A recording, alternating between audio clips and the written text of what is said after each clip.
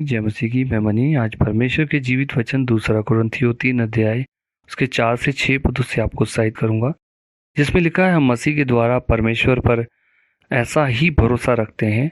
यह नहीं कि हम अपने आप से इस योग्य है कि अपनी ओर से किसी बात का विचार कर सके, पर हमारी योग्यता परमेश्वर की ओर से है, जिसने हमें नई वाचा के सेवक होने के योग्य भी किया, शब्द के सेवक नहीं वरन आत्मा के, क्योंकि शब्द मारता है परंतु आत्मा जिलाता है। आज मैं आपसे आपको वचन से उत्साहित करते हुए बताना चाहूँगा, जैसे कि लिखा है, मसीह में हमारे पास बहुत सारे अधिकार दिए गए हैं।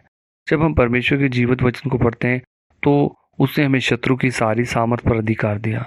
लेकिन जब पुराना नियम पढ़ते हैं, पुराने नियम के अंदर बहुत सारे ऐसे परमेश्वर के दास थे जिन्होंने अद्भुत काम किए, लेकिन उन अद्भुत कामों से पहले उन्होंने एक डर, एक संदेह, एक संकोच को बताया। निर्गमन की पुस्तक मूसा के विषय में पढ़ते हैं, परमेश्वर ने मूसा को इजरायली लोगों को छुड़ाने के लिए कहा, तो वो कहता है, मैं जुबान का भद्दा हूँ, मैं बोलने में सक्षम नहीं हूँ। इवन कि यहाँ पर हम न्यायियों की पुस्तक 6 अध्याय के अंदर गिदोन के बारे में पढ़ते हैं, तो गिदोन भी अपने आप को एक संदेह के अंदर रखता है। परमेश्वर उसे कहता है, परमेश्वर का दूत उसे कहता है, हे शूरवीर शूरमा उठ खड़ा हो, परमेश्वर तेरे साथ है। तब वो अपने आप को एक संदेह के अंदर डालते हुए अपने विचारों के माध्यम से झिझकता और भय में रहने वाला एक पुरुष बताता है। ठीक मूसा भी अपने आप के अंदर एक झिझक रखता है।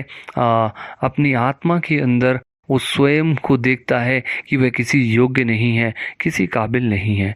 पुराने नियम के अंदर हम जितने भी परमेश्वर के दासों को देखते हैं, नबियों को देखते हैं, वो कहीं ना कहीं इस संदेह के अंदर थे और उनके पास जो अधिकार था, उस अधिकार को वो अपनी मर्जी से इस्तेमाल करने के योग्य नहीं थे, ऐसा उनके पास समझ थी।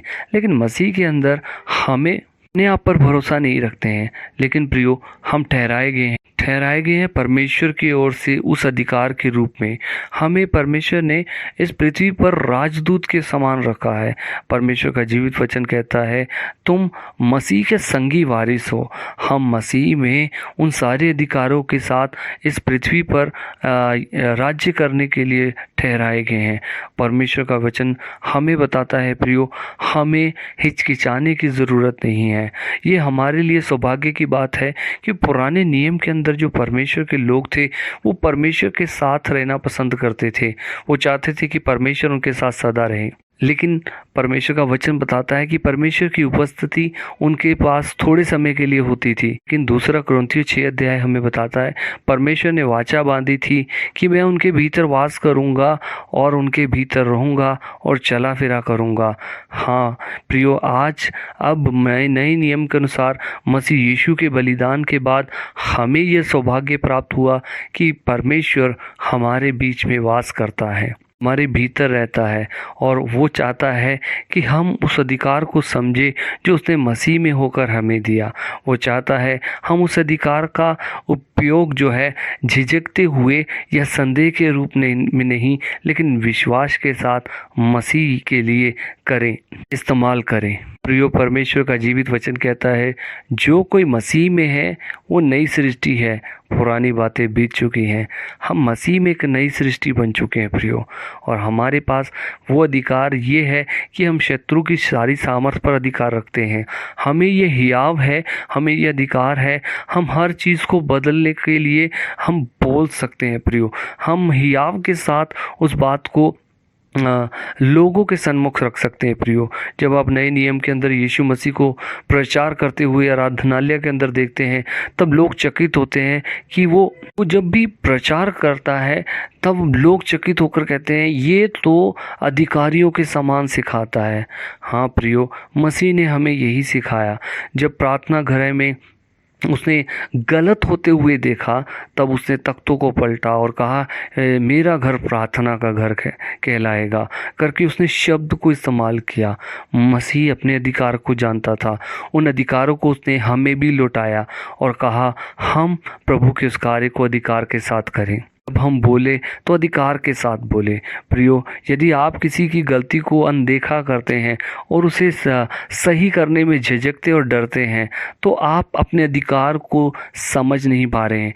यदि आप मसीह के वचन को दूसरों तक सुना नहीं पा रहे हैं, के सामने पाप हो रहा है, गलती हो रही है और उस बुराई को आप बर्दाश्त कर रहे हैं, सहन कर रहे हैं, तो आपकी गलती है कि आप उस अधिकार को सही तरह इस्तेमाल नहीं कर पा रहे हैं। घर के अंदर अव्यवस्था है, आप अपने परिवार को लोगों को समझा नहीं पा रहे हैं, सिखा नहीं पा रहे हैं, तो आपके पास वो अधिकार को समझने की क्षमता अभी तक नहीं है।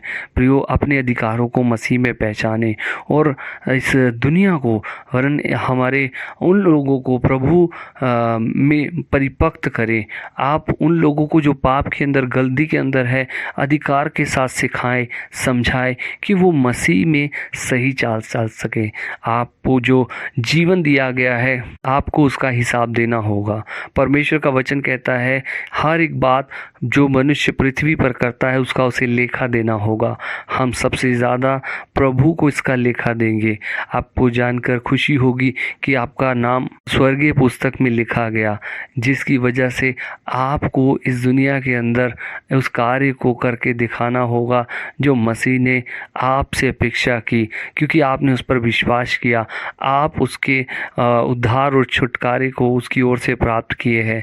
आप उस उद्धार और छुटकारे को व्यर्थ न ठहराइए प्रियो।